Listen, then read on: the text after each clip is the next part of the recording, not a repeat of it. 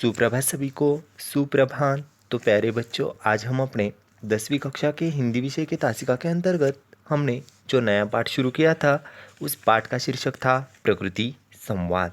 तो हमने देखा था कि आखिरकार प्रकृति संवाद इस प्रस्तुत ललित निबंध में रामदर्श मिश्र जी ने अपने घर के आंगन में स्थित पेड़ पौधों से किस तरह की बातचीत की है, और पाठ में इस लेखक का पेड़ पौधों के प्रति किस तरह का लगाव है, उनके प्रति किस तरह का अपनापन एवं अटूट रिश्ता है, इसका वर्णन रामदर्श मिश्र जी ने प्रकृति संवाद इस प्रस्तुत ललित निबंध में किया था। यहाँ पर हमने देखा था कि लेखक के घर के आंगन में जैसे कि मीठे नीम का पेड़, अमरूद का पेड़, हरसिंगार का पेड़, इसी तरह सहजन की फलियाँ और अड़हुल और गिलोय की बेल आदि किस तरह लेखक के घर के आंगन में है, इसका वर्णन बड़ी रोचक एवं सुंदर ढंग से यहाँ पर प्रस्तुत पाठ प्रकृति संवाद इसमें लेखक ने किया था। तो पिछले तासिकाओं में हमने देखा था कि हर एक पौधा किस तरह अपना महत्व लेखक को बताता है, और चिड़ियों के लिए जो क्रीड़ाधाम था ना, हरसिंगार और अमृत का पेड़, इसका भी वर्णन हमने देखा था। अमृत किस तरह अपने मीठे फल सभी को देता था, ये भी हमने पिछले तासिका में देखा था।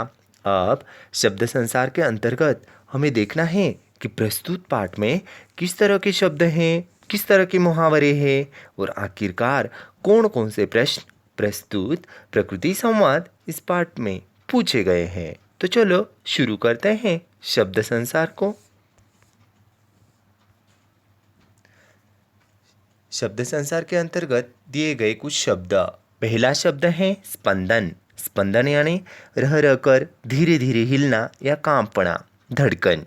निवृत्त होना यानी अवकाश प्राप्त करना, मुक्त होना।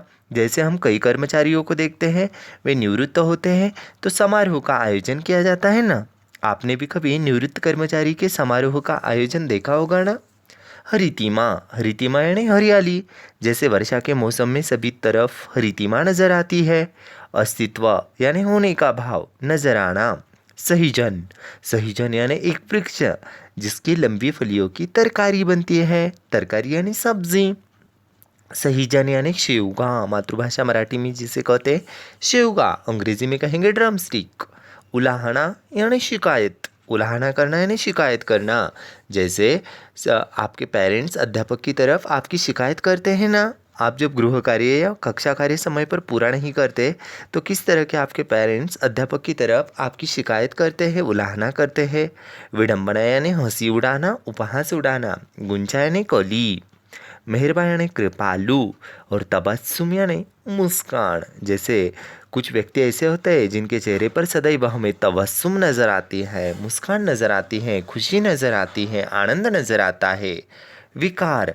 विकार यानी दोष, विकार यानी प्रकृति, विकार यानी मनोवेग। अब आगे हमें दिए कुछ मुहावरे।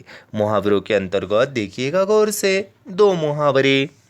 पहला मुहावरा यादों में जाग उठना, पुराजा हो जाना। भरा पूरा अनुभव करना यानी संतुष्ट हो जाना।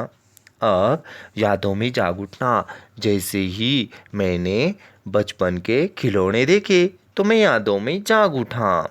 भरा पूरा अनुभव करना यानी संतुष्ट होना, खुश होना।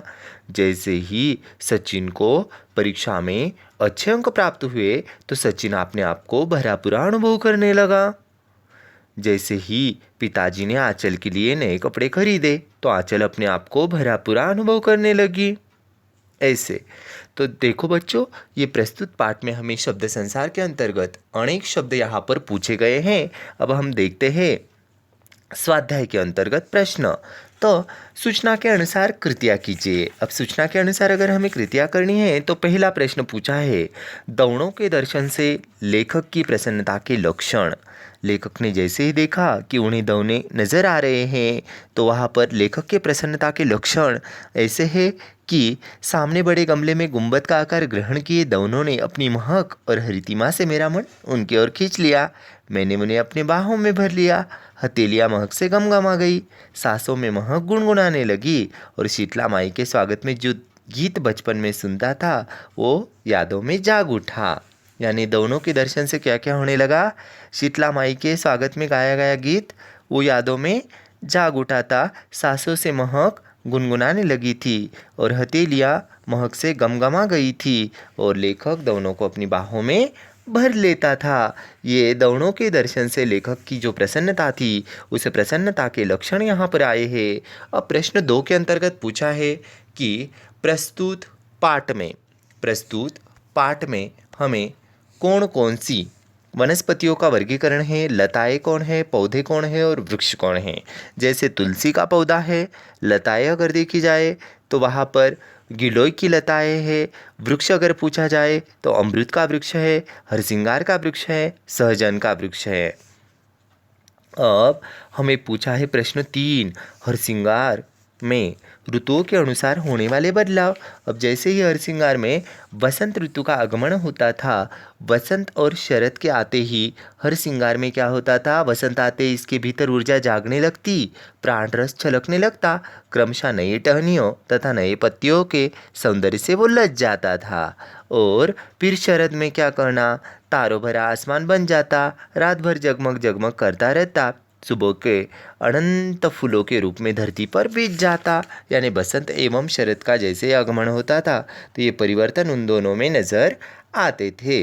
अब आगे हमें दिया है कि प्रश्न 4, यहाँ पर उपसर्ग तथा प्रत्यय लगाकर उचित शब्द बनाइए।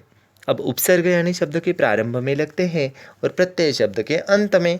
जैसे समय शब्द दिया है, समय का उपसर्ग सुसमय और प्रत्यय यहाँ पर आएगा सामायिक, इक आएगा समय के लिए सामायिक, बल के लिए उपसर्ग सबल और प्रत्यय बलहीन, प्रभाव कुप्रभाव सुप्रभाव और प्रत्यय प्रभावहीन, ज्ञान के लिए उपसर्ग अज्ञान और यहाँ पर प्रत्यय आएगा ज्ञानी। अब प्रश्न 5 के अंतर्गत देखिएगा जरा क्या पूछा है, कृति पूर्ण कीजिए। अड़हुल की क्या विशेषता थी, तो अड़हुल की विशेषता देखिए पेज नंबर 52 पर दी है, पन्ना नंबर 52 पर दी है अड़हुल की विशेषता। और अड़हुल के फूलों का रंग लाल था और अड़हुल के फूलों का समूह इस तरह था कि जानो कि मंगल कलश उठाए वह रेंगता हुआ नजर आता था। और अड़हुल रेंगने वाला है, अड़हुल की जो लताएं है वो रेंगने वाली होती है, अड़हुल औषधि होती है और अड़हुल दिन ब दिन बढ़ते जाती है। अड़हुल दिन ब दिन बढ़ते जाने वाली उसकी शाखाएं लताएं रहती है। इस तरह अड़हुल की विशेषता है, अड़हुल के फूलों का रंग लाल होता है, अड़हुल का फूलों का समूह मंगल कलश की तरह नजर आता है, अड़हुल की लताएं रेंगने वाली रहती है, अड़हुल औषधि होती है और अड़हुल की लताएं दिन ब दिन बढ़ती जाती है। अब क्रम के अनुसार ऋतुओं के नाम लिखो, जैसे बसंत, शरद, हेमंत आदि। तो ये 6 ऋतुओं के नाम आपको क्रम के अनुसार लिखने हैं। तो उम्मीद करता हूँ 10वीं कक्षा के सभी छात्र और छात्राएं दिया गया जो गृह कार्य हैं वो समय पर पूरा करोगे और पूछे गए शब्द संसार, मुहावरे, प्रश्नों के उत्तर, संजाल पूर्ण कीजिए, कृति पूर्ण कीजिए और वर्गीकरण कीजिए। आदि प्रश्नों के उत्तर सुंदर अक्षर में लिखोगे। तो चलो बच्चों, मिलते हैं अगले तासिका में नया पाठ लेकर। तब तक आप सबके लिए धन्यवाद। मिलते हैं अगले तासिका में। शुभ दिन।